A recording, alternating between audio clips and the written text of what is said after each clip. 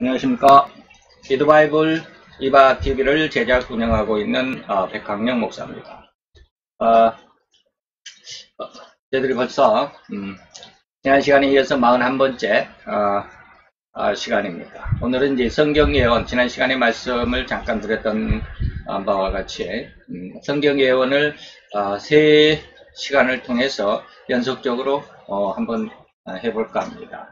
그래서 오늘은 성경 예언 그 중에서 어두움의 권세와 어두움의 시대라고 하는 그런 제목을 여러분들이 가장 먼저 여러분들이 드렸습니다. 그리고 이 어두움의 시대라고 하는 것은 뭐냐면 음녀가, 하나님의 백성 음녀가 징계를 받는 그러한 상황이거든요. 그러니까 이쪽에서 보면 음녀가 징계를 받는 것이고 저쪽에서 보면 어둠의 권세가 극성을 이루는 그런 시대거든요. 그리고 그래서 극악하게 광동하는, 미쳐 날뛰는 이 말이죠. 광동하는 짐승들의 이 모습을 오늘 이 시간 한번 살펴보도록 하겠습니다.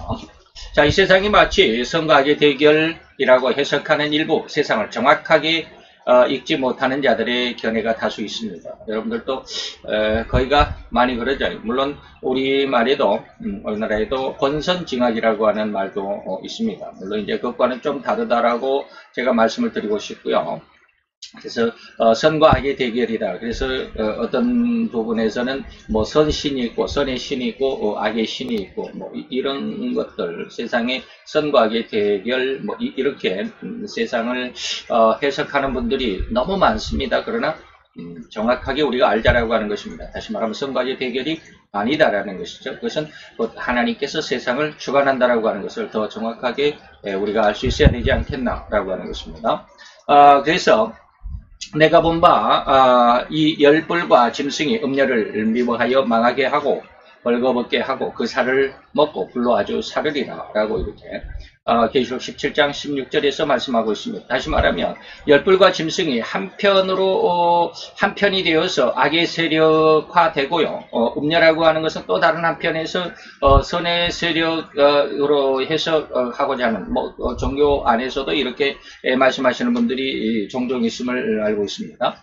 자, 이런 예언은 다시 말하면 오늘 열불과 짐승이라고 그랬죠. 17장 16절에 짐승 혼자 음녀를 죽이는 것이 아니라 짐승과 열불이라고 하는 것이죠. 그래서 예전에는 열불이 음녀 편에 있었는데 이제는 음녀를 버리고 짐승 편에서 짐승의 어떤 그 장관격으로 후원자와 같이 그렇게 일을 하게 되고 그런 어떤 입장 표명을 하게 됐을 때 음녀를 대적하게 되고 그래서 음력이 한순간에 짐승에 의해서 패망하게 되는 이러한 것. 그래서 음녀를 미워하여 망하게 하고 벌거벗게 하고 그 살을 먹고 불로 아주 태워 죽인다라고 하는 것이죠. 바로 이러한 예언은 이 시대와 이 세상 그 종말의 때에는 악의 세력이 극성을 이룰 것이며 저들이 세상을 장악하게 된다라는 의미라고 하는 것입니다. 그런데 저들이 이렇게 세상을 장악하게 되는 이것은 뭡니까? 강한 군사력이죠. 물론 경제력도 어느 정도 뒤따라줘야지 무기를 만들 수 있겠죠. 그러나 어떤 그런 물론 경제력이라고 하는 것 있을 수도 있지만 경제력을 가지고 세상을 장악하고 세상을 좌지우지하는 것이 아니라 짐승은 전쟁을 통해서 세상을 뒤바꿔 놓는, 세상을 통일하게 되는, 그래서 군사력의 강력함. 그래서 지난 시간에 제가 가짜 목사를 말씀을 드리면서 이 시대에 이제 거짓 목사, 가짜 목사들이 적그리스도의 어떤 그 후광, 그래서 그의 어떤 모든 권세와 모든 능력을 그 힘을 던지고서 세상 속에서 아주 엄청난 쉽게 말하면 교만이 그런 어떤 포악의 그런 나날들 그리고 그런 삶을 살 것이다라는 이런 말씀을 드렸는데요. 이러한 일로 인해서, 이러한 일들도 다 이제 한꺼번에 나타나게 되죠. 그래서, 이런, 내용들, 다시 말하면 이제 오늘 다시 본론 들어서, 강력한 어떤 군사력을 앞세워서, 세상을 장악하게 되는 이 적그리스도의 이 모습들을 우리가 잘 한번 염두에 두셔야 합니다. 그래서 지금은, 걸로시아가, 지난 시간에 이제 제가 말씀드렸듯이, 이 적그리스도는 어떠한 하나의 어떠한 그 특징을 가지고 있다라고 그랬습니다. 나타날 때 그가 적그리스도라고 하는 것을 어떠한 특징을 가지고 나타나는데 뭐냐면 죽은 것 같았는데 다시 살아난다라는 것입니다. 죽었던 상처가 났다라고 해서 그래서 제가 지난 시간에 아주 위험스러운 한 가지를 말씀드렸죠. 성경 에스겔서 38장에는 분명히 러시아가 적그리스도라고 하는 완전히 지칭되어 있으니까 그러면 이제 그 러시아의 어떤 역사, 흥망성쇠를 우리가 가만히 살펴볼 수 있어야 됩니다. 그래서 러시아가 이제 어떻게 됐다, 죽은 것 같은 어떤 모습, 그리고 다시 살아나야 된다라고 하는 이러한 성경의 예언이 그대로 이루어지려고 한다면 러시아가 언제 죽었을까? 소련이 붕괴하는 1991년도인가요? 그런 붕괴, 이것으로 인해서 죽은 것으로 해석할 수도 있지 않겠나라는 저만의 어떤 그 우려감을 여러분들에게 지난 시간에 그 성경 예언을 그 가짜 목사를 통해서 말씀을 드렸습니다. 바로 이렇게 이제 러시아가 어떤 다른 어떤 모습 안에서 부흥하는 것이 아니라 군사력으로, 강한 군사력으로 일을 이루게 될 것입니다. 그런데 지금도 러시아가 지금은 물론 많은 미국으로부터 경제 제재를 받고 있기 때문에 많은 일을 더 큰 것을 하지 못해서 돈이 없어서 항공모함을 만들지는 못하지만 지금 바다에는 서너 개, 10개 이하의 포세이돈이라고 저는 기억하고 있는데, 포세이돈 핵 미사일이 지금은 잠수함처럼 떠다닌다고 그래요. 이게 잠수함이 아니라 그냥 미사일 자체입니다. 미사일 자체인데 거기에 핵 추진체가 뒤에 달려 있습니다. 그래서 이 핵 추진체가 반영구적으로 아주 그냥 터질 때까지, 이것은 어떻게 보면 영구적일 수도 있는데 반영구적이라고 하겠습니다. 반영구적으로 계속해서 온 바다를, 세상 바다를 다 떠돌아 이리 갔다 저리 갔다 어떤 그 암초가 있으면 암초를 피해가기도 하고 어떤 인공지능처럼 말이죠. 그렇게 지금 세계에서 4개 정도를 운영하고 있지 않나라는 어떤 그 군사 전문가들의 어떤 견해도 있지만, 이런 것들이 어마어마한 어떤 그 폭장량을 가지고 있다고 그럽니다. 옛날 히로시마에 무슨 한 100배, 200배 정도의 어마어마하죠. 그래서 이런 것들이 바다를 떠돌다가 러시아에서 어떤 조금 낌새가 이상하면 이것을 미국의 어느 지역, 캘리포니아 아니면 뉴욕 이런 데 가서 터져라라고 하면, 그대로 가서 거기서 터져버리면, 핵폭발이 일어나면 거의 미국의 만약에 뉴욕에서 폭발을 했다 그러면은 거의 한 미국의 그 지역은, 다시 말하면 미국의 한 4분의 1 정도는 형체를 잃어버릴 정도로 어마무시한 어마어마한 그런 핵 미사일이 잠수 미사일이라고 그럴까요? 이런 것이 포세이돈이라고 하는 이런 잠수 미사일이 지금 세계에서 4개 정도 바다에다 띄워놓지 않았을까라고 이렇게 군사 전문가들은 예견을 하고 있더라고요. 어쨌든지 이러한 일로 인해서 짐승은 10불의 후원을 받아서 이기게 될 것입니다. 세상을 장악하게 될다라고 하는 것이죠. 이 세상 장악이 뭐라고요? 전쟁이라고 그랬습니다. 이것을 제가 늘 이야기했듯이 짐승과 음녀의 전쟁, 세계 제3차 전쟁, 그리고 아마겟돈 전쟁이라고 말씀을 드렸습니다. 그래서 이 엿불과 짐승의 음녀를 불로 살라 죽인다라는 것이 바로 전쟁이다라고 하는 것이죠. 이런 일이 최종적으로 일어난 때를 우리는 성경은 종말이라고 이렇게 말하고 있습니다. 마지막 때다라고 하는 것이죠. 그래서 이들의 종말은 바로 이러한 때는, 그러면 이제 이들이 이렇게 세상을 장악하면 끝이냐? 그건 아니죠. 우리가 그 종말 이후에는, 다시 말하면 저들이 세상을 장악했을 때는 어떻다라는 걸 여러분들 꼭 기억을 해야 됩니다. 그들이 세상 장악은 3년 반밖에 안 됩니다. 지난번에도 한번 말씀드렸습니다. 정말 3년 반밖에 안 됩니다. 이거 꼭 잊지 말고 기억하고 있어야 됩니다. 그래서 이것은 이제 잠시 넘겨두고요. 다시 넘어가도록 하겠습니다. 그러면 이런 종말 시간까지 우리는 이제 앞으로 이 세상을 살아가야 합니다. 종말이 언제 올는지는 모릅니다. 그런다 그 종말이라고 여러분들이 이해할 수 있는 가장 큰 사건이 전 세계적으로 일어날 것입니다. 우리나라에만 국지적으로 일어나는 것 아니고 미국에만 국지적으로 일어나는 그런 것이 아니라 전 세계적으로 종말의 타임을 딱 그 스톱워치를 이렇게 탁 누르는 것처럼, 시작을 누르는 것처럼 그 시계를 스톱워치를 누를 수 있는 그 대사건이 있습니다. 그게 바로 세계 통일정부의 설립입니다.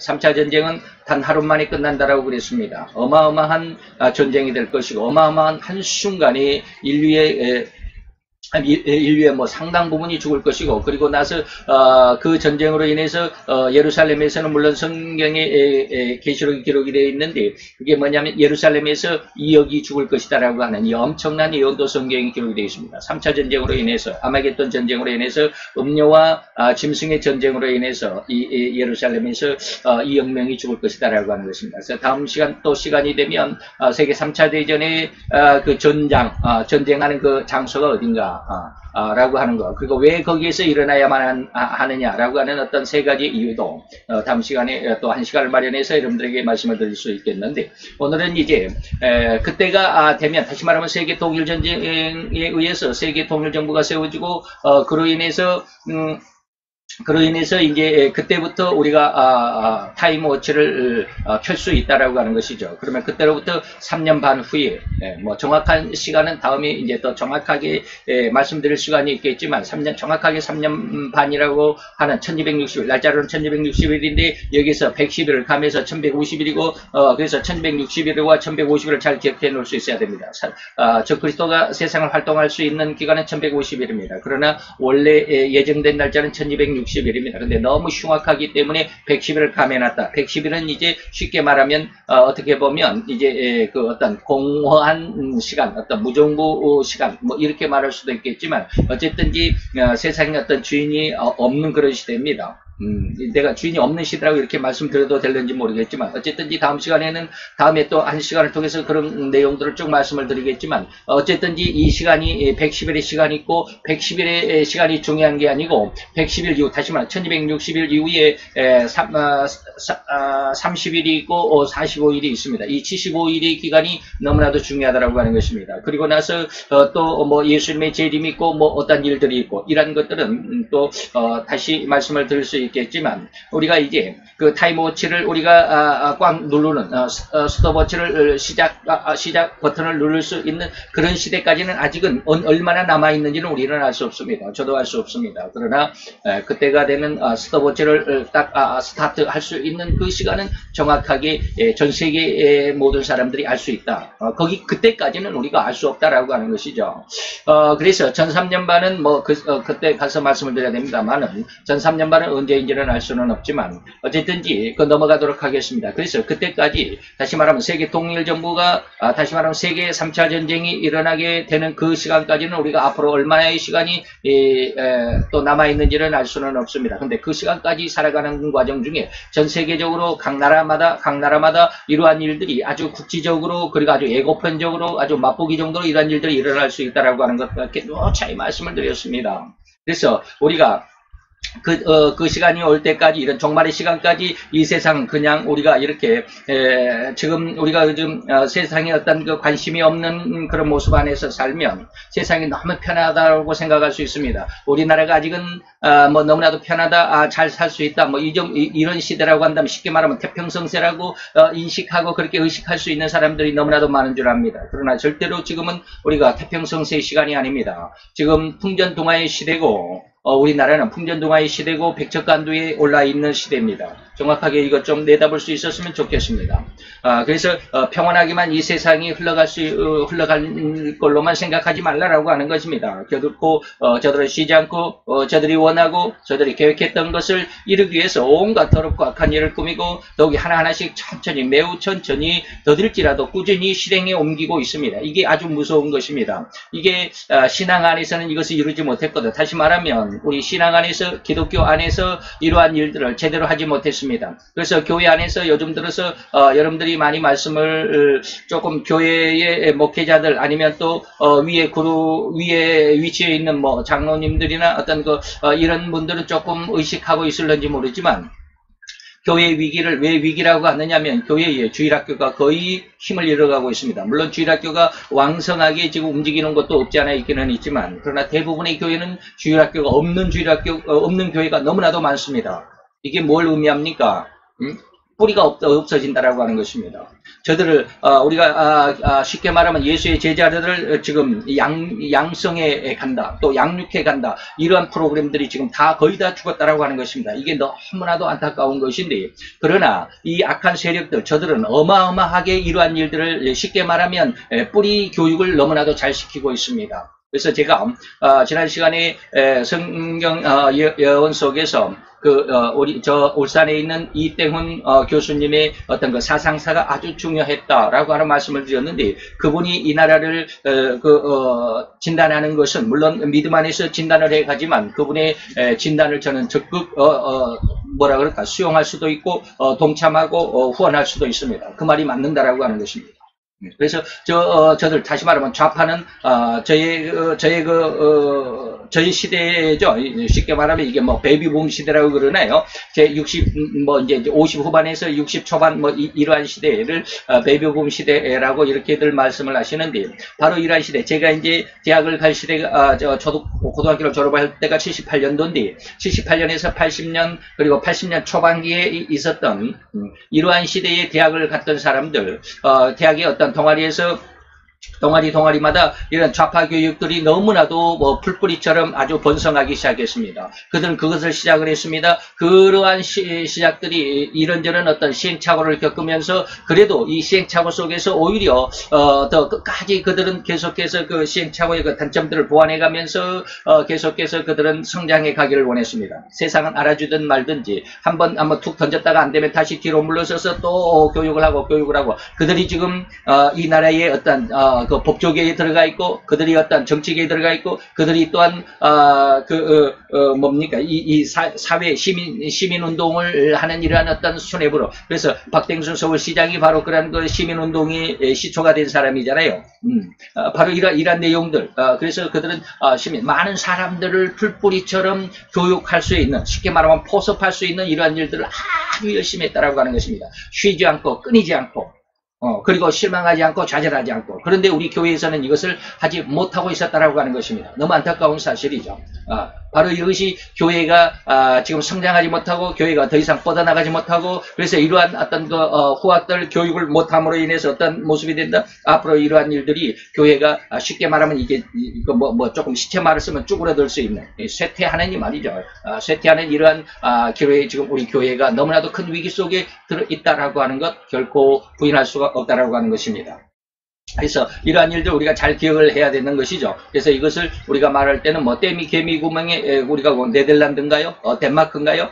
덴마크 그 예화에서도 알 수 있죠. 어린애가 엄마의 심부름을 가다가 댐에 그 구멍이 쫄쫄쫄 흐르는 그 물을 손가락으로 막았다. 이게 물이 점점 계속 흘러나오면 이 손가락으로 막았던 구멍이 나중에는 주먹으로 막아야 되고, 주먹으로 막았던 것을 이제 팔뚝으로 쭉 막아야 되고, 그러다 보면 나중에 이 제방이 무너질 것 같은, 그래서 그 제방 밑에 있는 온 마을이 다 수장될 것 같은, 그래서 그 아이는 밤새도록 그 구멍을 손으로 막고 있었다라는 그런 어떤 예와 여러분 아시죠? 저희 또래는 그것이 교과서에 실려 있었습니다. 그러나 지금은 그것이 결코 교과서에서 찾아볼 수 없는, 요즘에는 그냥 무슨 그것만 자유시장 경제가 아니라 사회주의 이런 어떤 이런 사회주의 공산체제 어떤 이러한 체제들을 찬동하는 그런 교육 그런 교재가 서울시에서도 이미 발간이 됐고, 전국에서도 이러한 일들을, 이런 교과서를 통해서 어린아이들을 이렇게 세뇌 교육시키는 일들이 이미 착착 진행되고 있잖아요.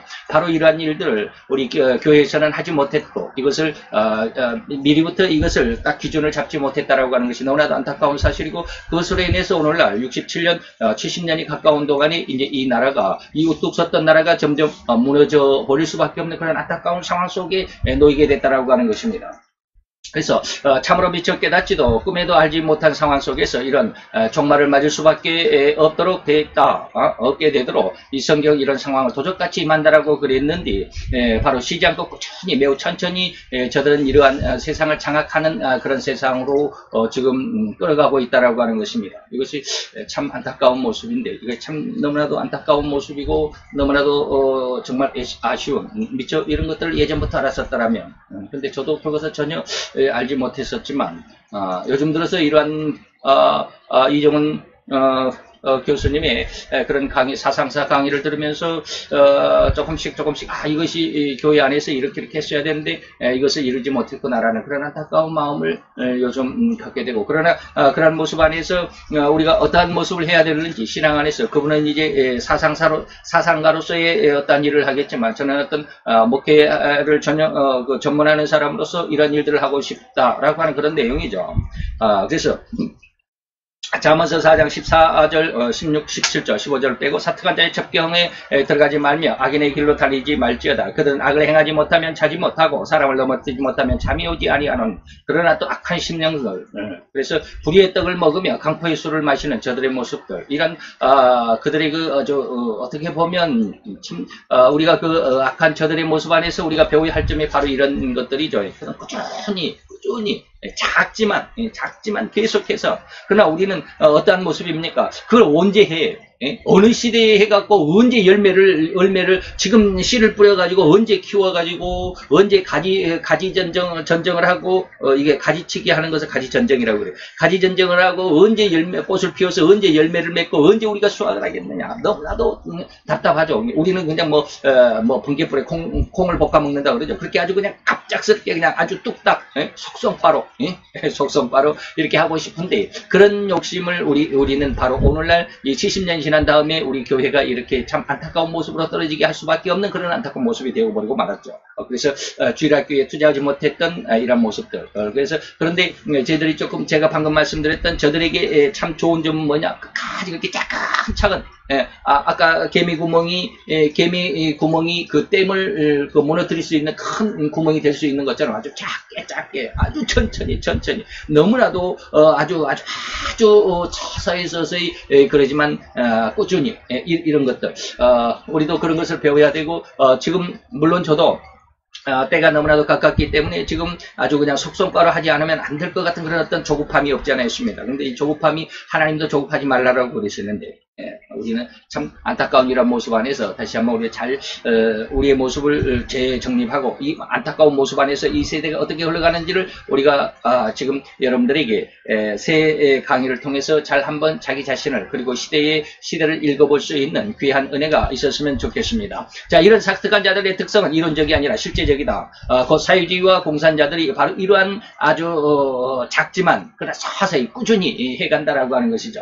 자, 이러한 일들을 언제부터 했을까요? 물론 이것이 68 혁명이다라고 이렇게 말씀할 수 있겠지만, 그러나 2차 대전이 끝나고 러시아가 왕정 국가에서 사회주의 국가로 다시 말하면 레닌이 레닌이 그 농민개혁, 쉽게 말하면 개혁을 이렇게 성공시킴으로 인해서 사회주의가 처음 나타나게 된 바로 그것이죠. 사회주의를 상시했다고 하는 소련의 레닌의 중심 사상이 바로 뭐였느냐면, 그들은 거짓말로 이 말입니다. 거짓말로 사회주의를 뭐라 그럴까요? 세워왔다, 형성시켜왔다라고 이렇게 말할 수 있습니다. 그래서 거짓말이라고 하는 것은 뭐냐면, 레닌의 어떤 의식 속에서는 어떤 뜻이냐면, 거짓말도 100번을 반복을 하면 그게 바로 진실로 받아들여진다. 사람은 그러죠. 계속 거짓말을 가르쳐주면 그것을 100번 이렇게 계속해서 반복하면 그 거짓말이 뭐야? 거짓말이 더 이상은 거짓말이 아니라 진짜로 믿어버리게 된다라고 하는 그런 의미이겠죠. 그래서 이것은 이제 신땡균 국방TV 대표의 데일리 디펜스 화면을 제가 캡처해 왔습니다. 제가 이제 뭐 다른 이거 성경적인 것 외에는 뭐 군사적인 것은 뭐 전혀 문외 아니고, 뭐 경제적인 것도 전혀 문외 아니기 때문에 이 군사적인 것은 신땡균 이 국방TV의 데일리 디펜스를 많이 참조하고 있습니다. 자, 사회주의의 의미는 뭐냐면 거짓말이다라고 하는 것이죠. 그래서 레닌이 말합니다. 거짓말을 혁명을 위한 가장 강력한 수단이고, 거짓말을 100번 하면 참말이 된다. 거짓말을 창조하지 못하는 자는 계획을 성공하지 못한다. 혁명가가 될 수 없다라고 하는 것이 사회주의자들의 기본 모토입니다. 기본 모토. 그래서 우리나라의 사회주의자들도 전부 다 거짓말이죠.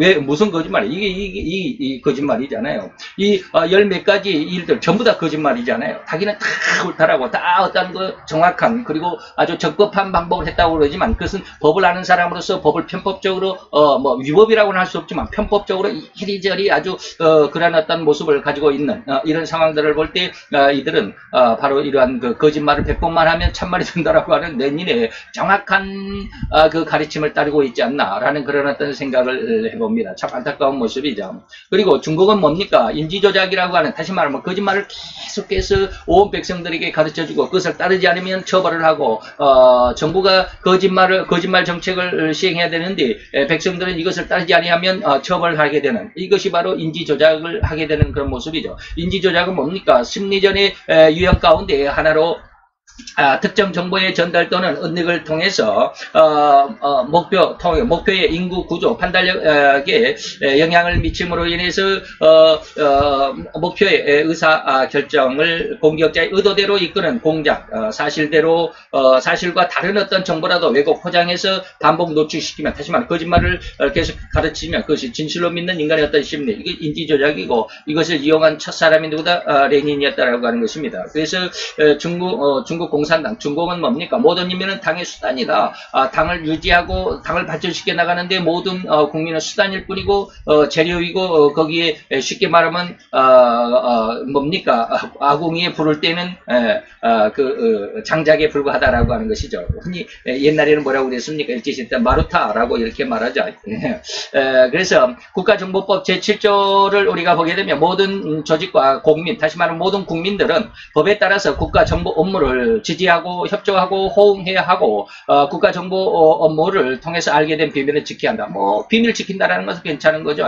우리도 비밀을 지켜야 된다라고 하는 것은 잘 알고 있는데, 그런데도 불구하고 국가는 국가정보 업무에 지지, 협조, 호응하는 개인과 조직을 보호한다라고 그랬는데, 그 밑에 보면 반간첩법 실시세칙 제22조를 우리가 보게 되면 이렇습니다. 국가안전기관이 법으로 반간첩 공작 업무를 수행할 때, 다시 말하면 국가가 지금 거짓말을 해야 되는 것입니다.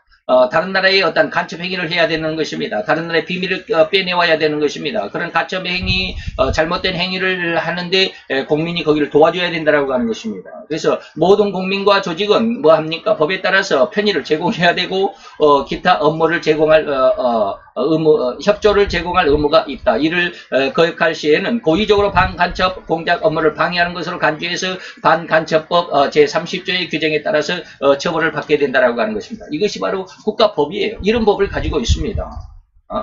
그래서 중국 세력을 확장하는데 뭡니까? 5가지의 어떤 세칙, 세부 규칙이죠. 세칙들도 있습니다. 자, 이것은 2020년 7월 20일 10시 15분에 나와 있는 미국 포트 뉴스에서 그 어떤 조선소에서 있는 모습인데, 이게 뭐냐면 바로 이게 항공모함입니다. 항공모함에서 불이 났다라고 하는 그런 어떤 뉴스입니다. 근데 이게 지금 3번째거든요. 첫 번째는 강습함인데, 이게 준 항공모함이죠. 그런 어떤 강습함이 있는데 거기에 불이 나가지고, 그 강습함이 수리를 하던 중에 불이 나가지고 완전히 이것을 이제 아주 퇴역을 시켜야 되느냐, 쉽게 말하면 폐기 처분해야 되느냐 하는 기로에 있다고 그래요. 불이 3일 동안인가 3일인가 4일인가 불이 탔다고 그러잖아요. 그러니까 완전히 내부가 다 타버린 그런 상황에서 또 두 번째 또 어떤 항공모함에서 또 다시 불이 났다가, 그것은 불이 나자마자 불 감시 관리하시는 분이 그 불을 알고 빨리 가서 꺼서 뭐 한 30분 만인가 불을 진화를 해가지고 뭐 아무런 피해가 없었다라고 이렇게 말하는데, 이 세 번째 이 항공모함, 이것은 또 항공모함입니다. 첫 번째, 두 번째는 강습함이었는데 세 번째는 항공모함인데, 바로 이 항모에서도 불이 날 뻔했다. 그래도 많은 피해는 나지 않았다라고 그러는데, 바로 이러한 미국에서 갑자기 며칠 만에 이러한 세계의 미국의 아주 군사력의 핵심인 이러한 배에서 3번씩이나 이렇게 불이 날 수 있을까? 좀 이상하다라고 고개를 깨우타는 것이죠. 그래서 그러한 일과 더불어서 또 하나 휴스턴 총영사관을 폐쇄, 미국 휴스턴에 있는 중국 총영사관을 이번에 폐쇄를 했잖아요. 그것은 뭐냐면 바로 그들이 스파이의 거점이다. 스파이를 지금 감춰주고 뭡니까? 감춰놓고 있다라고 하는 것입니다. 휴스턴 주재 중국 총영사관은 국가전복행위에 관여해온 역사가 있다라고 하는 것입니다. 여러분 한번 2020년 7월 22일 그리고 2020년 7월 22일 여기는 미 국무부 데이비드 스틸윌 동아시아 태평양 담당 차관보가 이렇게 말을 했고 여기는 마르코 루비오 공화당 상원의원이 이렇게 말을 했습니다. 중국은 뭡니까? 휴스턴은 나사가 있는 곳인데 그것에 진작에 폐쇄했어야 한다. 중국의 총영사관을 진작에 폐쇄했어야 되는데 그것은 뭐냐면 총영사관은 중국 공산당의 거대한 스파이 센터다라고 이렇게 말하고 있잖아요.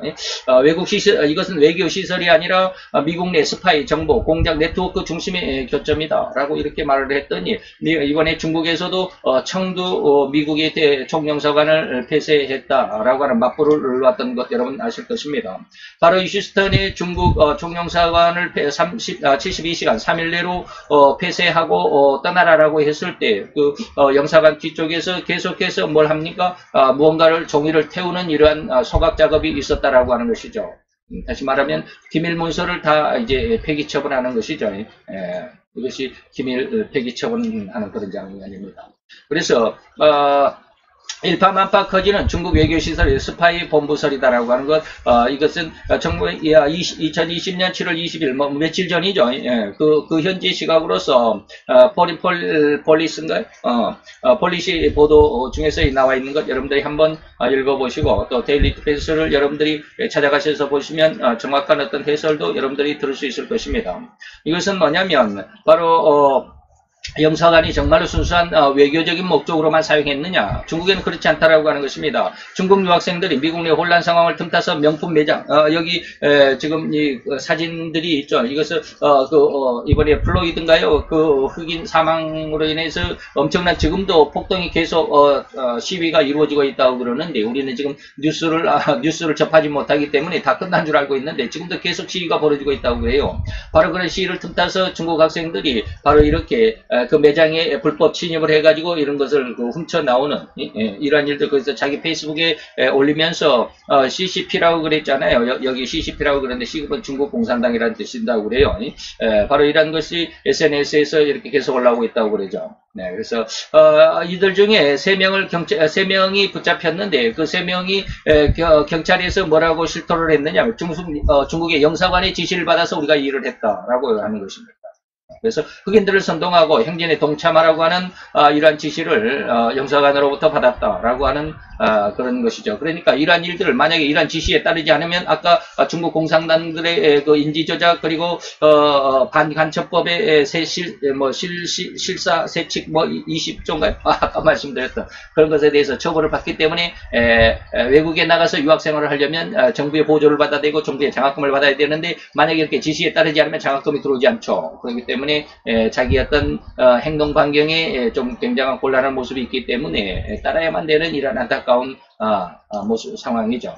그리고 이것이 바로 이제 각 대도시에 있는 중국의 대사관 영사관이 이쪽에 있는 게 공자학원이라고 그래요. 각 대학마다 공자학원 학과가 설치되어 있고 동아리가 있다고 그러는데 이 동아리에 들어가면 엄청난 혜택을 준다고 그래요. 장학금도 일부 보너스로 상여금으로 줄 수도 있고 그러는데 여기 공자학원에 들어가면 공자의 사상을 가르치는 것이 아니라 전부 마오의 그 사상을 가르친다라고 그래요. 그렇기 때문에 굉장히 위험하고 이 공자학원 출신 학생들이 오늘날 우리나라에서도 이러한 일들을 많이 하고 있습니다. 그래서 우리나라에서도 지금 2019년 11월 달에 한국 외대 외국어대학교 학생들이 홍콩 시위를 지지하는 그런 대자보를 붙였다가 중국인 유학생들에 의해서 엄청난 그 공격을 받았다라고 그러죠. 그리고 심한 욕설을 그리고 대자보를 훼손시켰던 그런 어떤 사건이 발생을 했습니다. 그런 어떤 소문을 듣는 그 한양대에서는 어떻습니까? 그 대자보를 지키는 학생들이 있었습니다. 대자보를 중국 유학생들이 찢어가지 못하도록 지키고 있었는데 지키는 학생들에게 중국 유학생들이 100원짜리 동전을 쉽게 말하면 거지에게 동전하듯 100원짜리 동전을 집어던졌다라고 하는 조롱하는 그런 기사도 있었습니다. 이러한 것은 중국인 유학생들은 중국 중국 대사관의 체계적인 관리 통제를 받고 있는 공산주의 세포 조직의 일원이다라고 하는 것 감출 수가 없는 것이죠. 그런데 그들은 절대로 거짓말하는 그런 모습들만 보여주고 있습니다.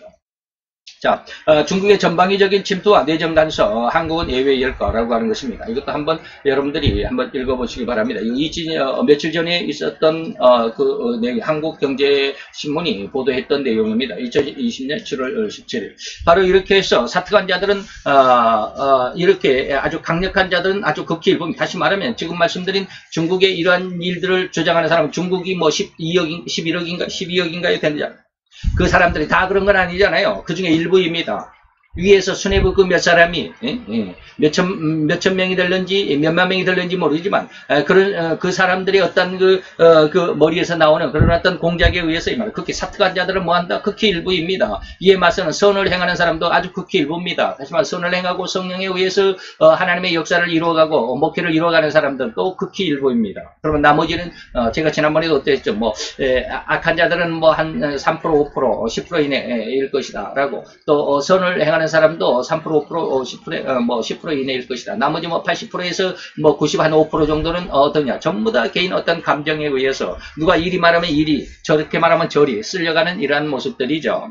그래서 바로 이러한 모습을 제가 지금 설명드리는 것입니다. 그리고 여기에 해당하지 않는 바로 이제 대중들, 수많은 사람들은 그냥 대부분은 그냥 이것도 아니고 다시 말하면 악한 세력에 거기에 소속되지도 선한 세력에 소속되지도 않는 어정쩡한 이라고 해서 죄송합니다만은 바로 이 중간 계층에서 그저 먹고 사는데 열심히 자기 삶은 나는 그냥 내 삶을 살아갈 뿐이야 라고 하는 이런 사람들이 대부분이다라고 하는 것이죠. 그냥 자기 일만 곧 먹고 사는 일에만 몰입된 삶이고 그냥 이대로 열심히 사는데 방해만 하지 말아라 라고 하는 그런 어떤 입장을 가지고 있죠. 그래서 남의 일이나 정치적인 일에는 관심조차 없어 보입니다. 그래서 나는 뭐 예수를 믿는 사람들은 뭐 어떻게 보면 나는 그냥 기도만 하면 돼 하고 기도만 열심히 하는 사람들이 있습니다. 절대로 그러지 않죠. 우리가 지금 쉽게 말하면 중국의 산사댐이 무너진다라고 하는 이 엄청난 정보가 들어오고 그리고 산사댐이 무너지면 약 거의 100만에 가까운 사람들이 아마 피해를 입을 것이다라고 하는 이러한 그 뉴스도 있는데 그렇구나. 산사댐이 무너진다고 그러는데 만약에 안 무너지면 다행이지만 무너진다라는 그런 어떤 소문이 있고 지금 산사댐이 기초가 지금 이렇게 밀렸다. 그 물의 양에 의해서 밀렸다라고 이러한 보도도 중국에서 나왔는데 그러면 이것이 무너질 때 이건 뭡니까? 그 밑에서 빨리 탈출을 해야 되잖아요. 산사댐 안 무너질 거야 라고 이렇게 우리가 그냥 넉넉고 있을 수는 없다라고 하는 것이죠. 다시 말하면 예수를 믿는 사람은 세상을 우리가 어떻게 해야 돼요? 세상을 바라볼 수 있어야 됩니다. 시대를 분별하라고 그랬죠. 성경을 분별하라고만 하신 것이 아니라 하나님의 뜻만을 분별하라고 그러는 것이 아니라 시대를 분별할 수 있어야 된다라고 하나님은 분명히 우리에게 요구하고 있습니다. 우리는 이러한 모습을 잘 기억하고 있어야 되고 잘 조화를 이루어야 됩니다. 울산대학에 있는 이태원 교수님도 그렇게 이야기를 하더라고요. 예수를 믿는 사람들이 정치에는 전혀 관여를 안 하려고 그러는데 그건 잘못된 것이다. 예수를 믿는 사람들이 정치를 들여다볼 수 있어야 된다라고 이렇게 말씀하시더라고요. 적극 동감합니다. 우리는 제가 늘 이야기합니다. 우리는 예수님에 대한 어떤 믿음, 그 믿음의 앞만 보고 믿음만 하고 달려가는데 우리 뒤통수를 좀 조심하자라고 저는 늘 이야기합니다. 뒤통수는 뭐예요? 사단이 우리 뒤통수를 내리칠 수도 있다라고 하는 것입니다. 그러면 정신없습니다. 사단에게 한번 뒤통수를 얻어맞으면 정신없습니다. 무엇이 진리고 비진리도 모르고 그냥 비진리 속에도 그냥 빨려 들어가 버립니다. 이것이 마태복음 24장에 예수님께서 하신 말씀입니다. 할 수만 있으면 믿는 자라도 유혹하여 멸망에 끌어들이려고 하는데 바로 여기 이런 부분이 사단이 우리의 뒤통수를 치는 것과 같은데 우리의 목덜미를 잡고 그냥 확 낚아채가 버리면 그냥 반항하지도 아니면 거부해 보지도 못하고 그냥 순식간에 날아가 버리는 이러한 어떤 신앙이 되어서는 안 되죠. 우리는 앞에서 예수님의 십자가에 그리고 그 보혈의 대속의 은혜를 붙잡고 나아가긴 하지만 뒤에서 나의 목덜미를 낚아채고 내 뒤통수를 때리는 사단의 방법도 사단의 어떤 공격도 우리는 알아야 된다라고 하는 것입니다. 저는 늘 그렇게 비유하고 말씀을 전하는데 얼마나 제 말에 호응해 줄 수 있을 사람이 있을는지 모르겠습니다. 자. 그래서 제가 방금 말씀드린 것이죠. 대부분의 사람들은 누가 이런 말하면 이리, 저런 말하면 저리. 그래서 누군가의 선전선동에 이리저리 휘둘리는 이러한 습성을 가진 부류들이다라고 이렇게 말하죠. 일반 모든 백성들이 거의 90% 이상이 여기에 해당하고 있습니다. 그래서 성경은 소경이 소경을 인도하면 둘 다 고등에 빠진다라고 충고하고 있습니다. 그래서 마태 15장 14절이죠. 네, 그냥 돌아 저희는 소경이 되어 소경을 인도하는 자로다. 만일 소경이 소경을 인도하면 둘 다 고등에 빠진다. 이것이 뭡니까? 지금 이 시대의 이 악한 세력들의 모습입니다. 저들은 아주 잘한다고 해서 온 국민을 정말로 잘 먹고 잘 살 수 있는 최고의 아름다운 최고의 어떤 그 평등, 그들은 자유가 아니라 평등이 주축이죠. 모든 백성들이 평등하게 살도록 하기 위한 정책으로 우리는 바로 이러한 정책이 정말로 훌륭하다라고 해서 이러한 정책을 지금 실현하고 있는데, 그래서 북한을 그러니까 적극적으로 도와주고 이번에도 뭐 30억 달러를 이면 합의에 의해서 주겠다라는 서약서가 각서가 있었는데 그건 아니다, 가짜다라고 이렇게 말하는 그런 어떤 찬반 양론의 어떤 모습이 있는데, 자, 어쨌든지 간에 우리나라에서 북한을 엄청나게 많은 돈을 대출이 아니라 그렇게 준 것은 뭐 부인할 수 없는 사실이잖아요. 이 정부에서도 뭐 남북 철도를 깔아준다. 거기 한 140조인가요? 140억은 아니겠죠. 그렇게 짧게 들려 140조인가요? 되는 그런 예산이 소요가 된다고 그러는데 그걸 못 해줘가지고 안달하는 이런 모습들을 보면 참 안타깝기도 합니다. 그래서 소경이 소경을 인도하면 둘 다 구덩이에 빠지죠. 우리가 저들의 모습 안에서 저들의 어떤 정책을 따라가면 저들이 지옥에 갈 때 우리도 같이 지옥에 갈 수밖에 없습니다. 이러한 일들은 절대로 여러분들의 인생에서 그리고 여러분들의 영혼의 삶 속에서 이러한 일이 있어서는 뭐한다? 안 된다.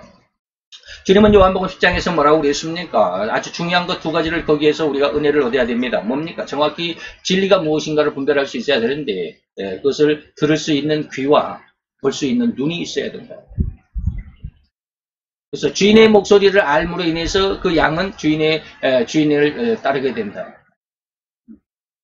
그리고 그 다음에는 뭐냐? 소경이 눈을 떴습니다.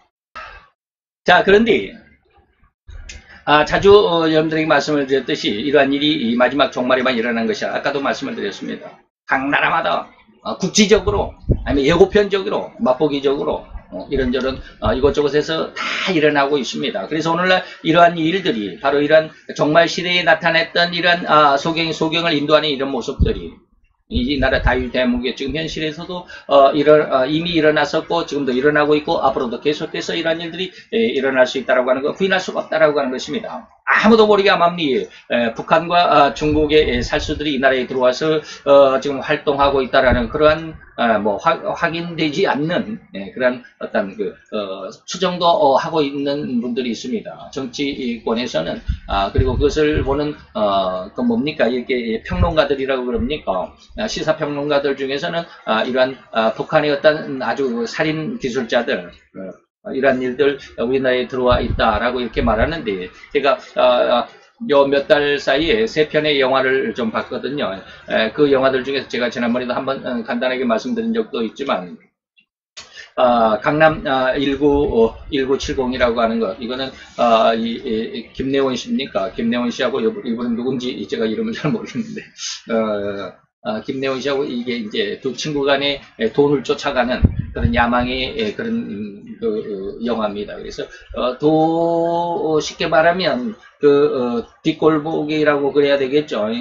조직 사회에서 조직에 몸을 담고 있으면서 돈을 뭐라 그럴까요? 돈을 탐하는 이런 내용들 좀 그러더라고요. 바로 이 세상은 뭡니까? 돈을 얻기 위해서 이 말입니다. 그래서 돈을 얻기 위해서 뭘 하지 않으면 도끼를 갖지 않으면 안 돼요. 여러분들이 예전에 그거 뭡니까? G.O.D 멤버의 윤계상 씨입니까? 윤계상 씨가 그 중국인으로 나왔던 마동석 씨가 그 형사로 나오고 그게 뭐 제목이 뭔지 모르겠어요.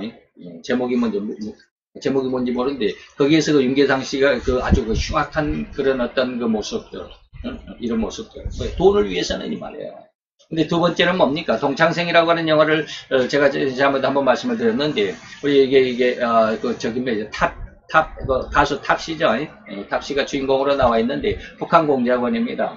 그래서 뒤에 있는 여자가 아마 누군지 이름을 알듯한데 좀 그래서 뭐 해를 품은 달인가에서 나왔던 소년 것 같아요. 그래서 여동생으로 나오고, 이제 북한에서, 이제 자기 엄마, 자기 아빠가, 이제, 총살을 당했나요? 뭐, 그래가지고, 반동분자로 이제 탄광의, 아오지 탄광인지, 거기에 끌려가 있다가, 네가 여기에서 나갈 수 있는 방법은 네가 공작원이 되는 것이다. 해가지고, 여기에서, 북한에는 어떤 공작, 부서가 두 개가 있나 봐요. 35호시라고, 팔전단. 그래서 얘가, 팔전단 소속인 것 같아요. 그래가지고 쉽게 말하면 살인기계죠. 살인기계 훈련을 받습니다. 그리고 이제 이런 공작을 하는 그런 내용이 바로 동창생, 바로 이제 쉽게 말하면 왜 그렇게 동창생이냐, 여기 남한에 와가지고 고등학교에 잔입을 했는데 그 고등학교에서 여학생의 짝꿍이 되죠. 그 짝꿍과의 어떤 관계 속에서 자기 여동생을 이제 이렇게 남한으로 데리고 오고 뭐 이런 어떤 그런 어떤 각 대본이 있는 그런 시나리오가 있는 그런 영화예요. 이게 동창생입니다. 그리고 존 윅이라고 하는 이런 영화 1, 2 지금 뭐 4편까지 나와 있는데 제가 3편까지를 봤습니다. 그런데 아주 흉악하게 아주 잔인한 그런 영화예요. 그런데 이게 이제 핵심이 뭐냐면 뭡니까? 세상 모든 것을 장악하고 그들만의 어떤 저 위에 있는 몇 사람들의 그 무리들이 세상을 장악하고 그들의 어떤 최고의 어떤 부를 누리고 뭐 이런 거 있잖아요. 무슨 요즘 우리가 여러분들이 알고 있는 뭡니까? 뭐 프리메이슨이다, 뭐 일루미나티다, 뭐 이런 거 하는 거 있잖아요. 이런 어떤 그런 조직들을 빗대어서 어떤 영화한 것이 바로 이 존 윅의 어떤 그런 영화가 아닌가 이렇게 생각을 해봅니다. 바로 이렇게 세상을 몇 사람들에 의해서 이 말이에요. 몇 사람들에 의해서. 그리고 그들 가운데서는 아무도 모르고 우리 옆에 있는 옆 사람이 바로 어떤 공산 체제에서 하지만 북이나 어떤 중국에서 보내온 살인 기계인지 누가 알겠느냐 이 말이에요.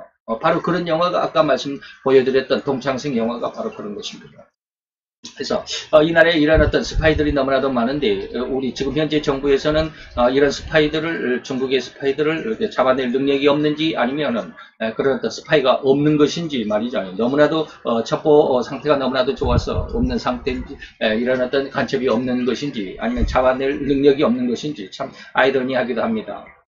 그래서 뭐 산업 스파이들 많잖아요.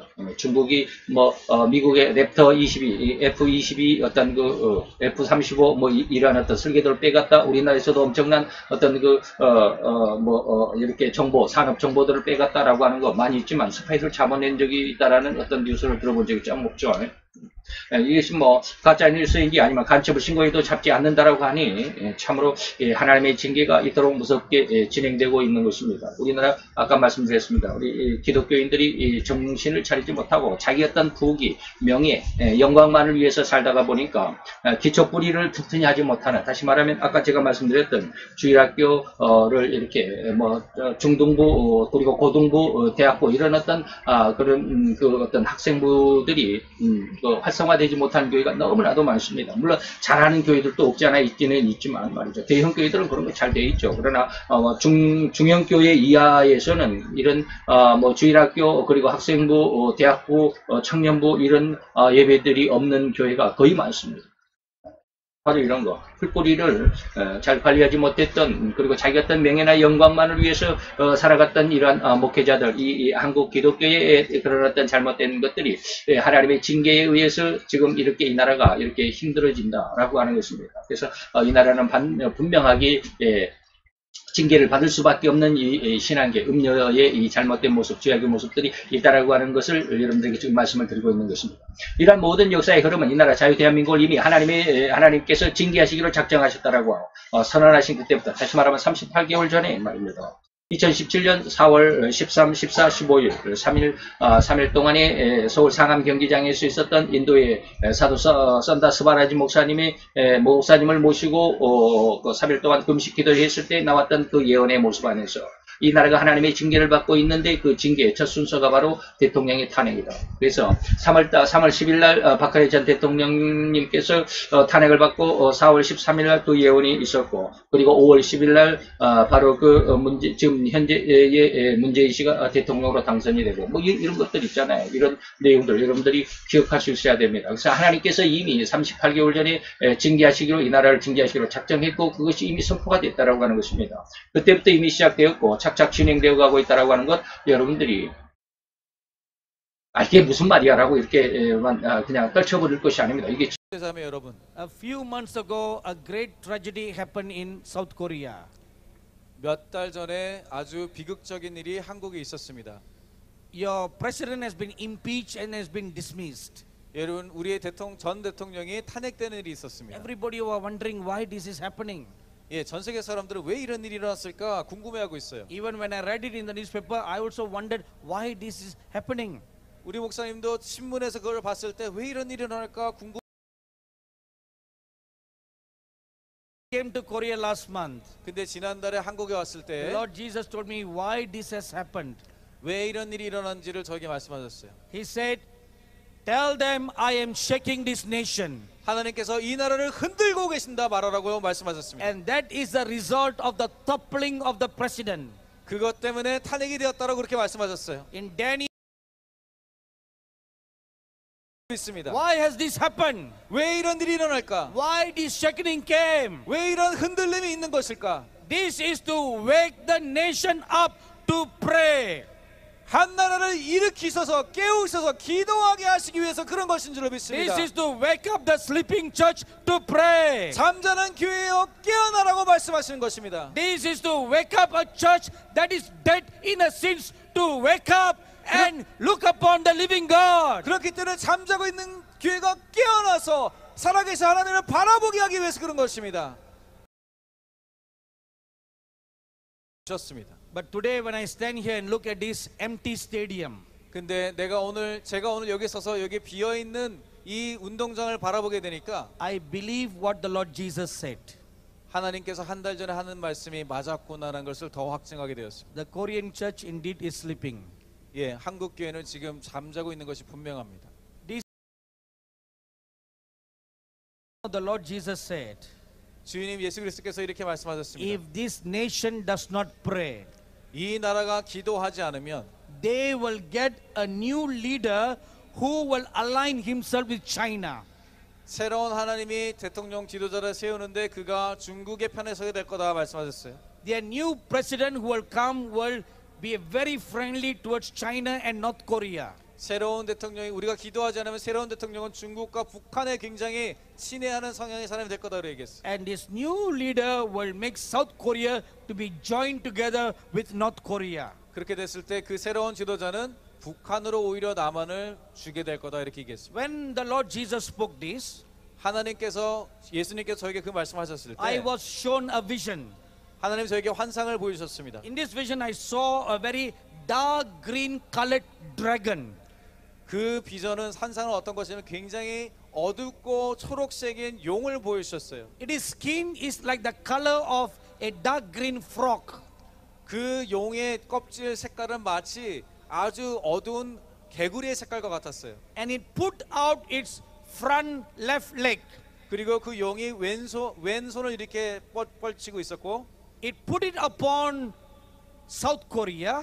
그 용이 왼손을 남한에 대고 And it slowly dragged South Korea to be joined to North Korea.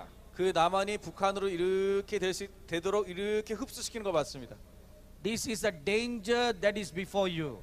여러분들이 우리가 맞이하고 있는 위험은 바로 이것입니다. 여러분들 조금만 시각을 달리해서 제 말씀을 들은다면 이것이 진짜로 하나님의 뜻이 지금 우리나라에 이루어지고 있다라고 하는 것에 두려움을 느낄 수 있을 것입니다.